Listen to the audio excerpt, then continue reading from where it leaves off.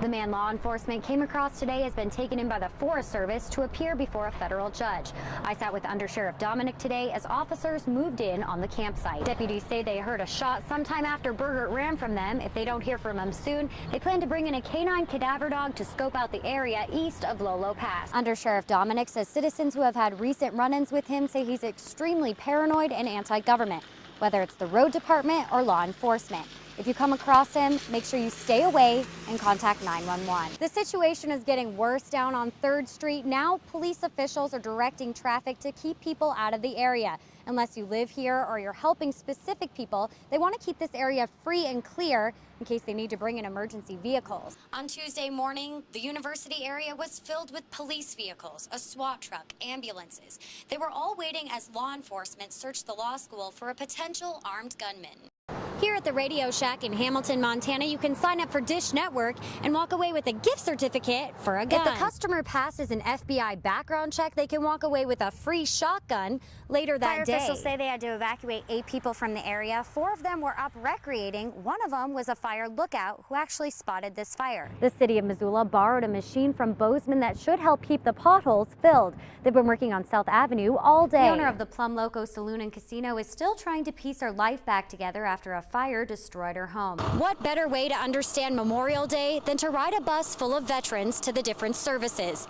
I spoke with these men and women to find out how we should honor those who died fighting for our country. It all started right here when Byron opened its doors.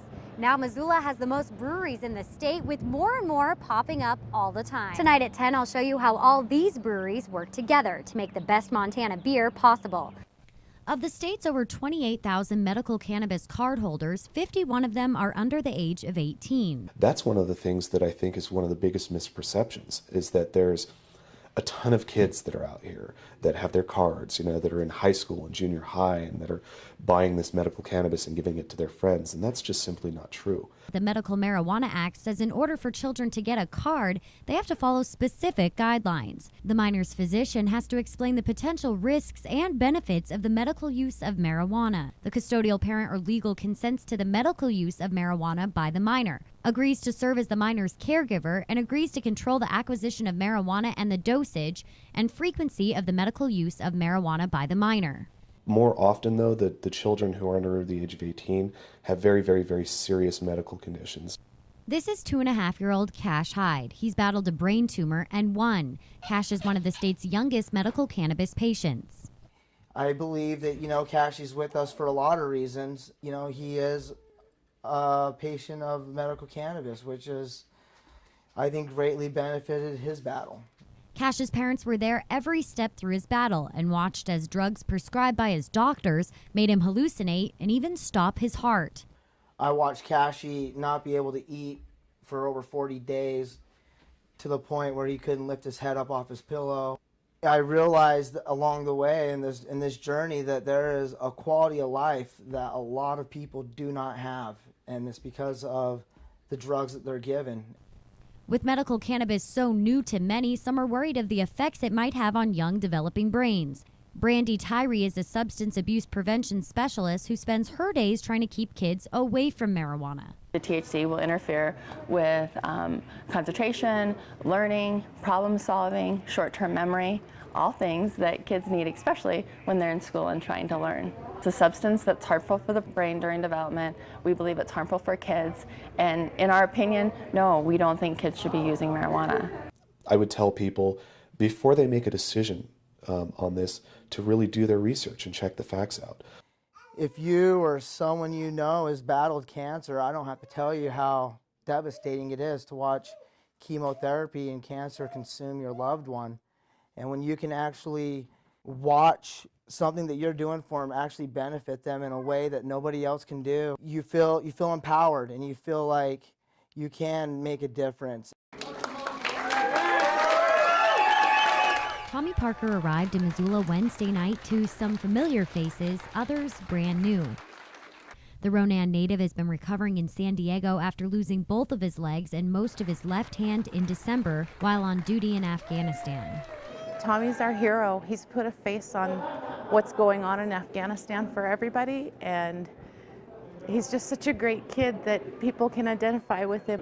He's a really special guy. that everybody really likes. After making his way through the crowd, Parker stopped to take it all in. It's kind of overwhelming coming down here and seeing all these people. I was told it was going to be a big turnout, and I'm impressed at the amount of people that came here. There's a lot of familiar faces. It means a lot to me. Parker's mom, Lisa Jennison, has been with him during the recovery in Maryland and then in California. She hasn't been home since Parker was injured. Wow, this is cool. I haven't been home since December 14th, so yeah, this is amazing to come home to all of this. Being down in the city, unfamiliar faces, you know, people staring at you, looking at you kind of funny. Everybody here seems warm and welcoming. It's nice. Among the crowd were veterans who wanted to welcome home one of their own.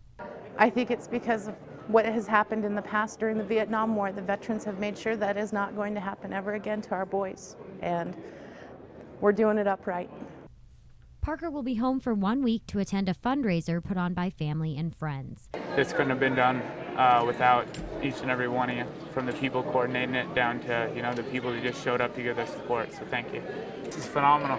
The people, you know, there's emotions flying everywhere. At this point, can't do any more sandbagging. The pumps to pump out the crawl space will only run for 4 hours on the amount of fuel that they hold, and I'm all but certain it's in sight at this point, but I'll know here shortly. Doug Pryor has lived in this area for 34 years. He was here during the flood of '97 and says it doesn't even compare. Everybody from this point up around the corner is gone. Pryor evacuated his home Wednesday night and now can only get to it by boat. We're going to try to get in by boat, and if the motor will push us across the current, we'll get in there. Pryor started preparing for flooding more than 3 weeks ago. He spent hundreds of dollars on sandbagging material. And we had to buy all our sand before the county started bringing sand in. By the time they started bringing it in, we couldn't get it back there. So they kind of left us hanging back here. If he can't get to his home, Pryor says he'll spend the day helping sandbag with neighbors. He's a private contractor and says he'll have to wait until it's all over to find out just how much damage was done. In Missoula, I'm Allyson Weller for Montana's news station.